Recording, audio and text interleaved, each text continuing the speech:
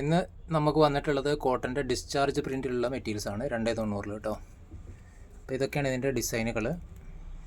ഓരോ ഡിസൈനിലും നമുക്ക് ഒരു 4 കളർ വെച്ചാണ് വന്നിട്ടുള്ളത്.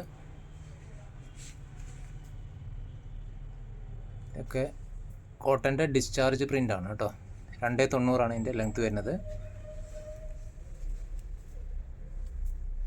ഇതിൻ്റെ വീതി എന്ന് പറയുന്നത് 33 ഇഞ്ചാണ് വന്നിട്ടുള്ളത് കേട്ടോ.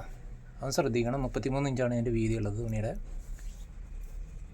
ഡിസ്ചാർജ് പ്രിൻ്റാണ് കോട്ടൻ്റെ. 280 ഗ്രാം വെയിറ്റുള്ള തുണിയാണ് കേട്ടോ.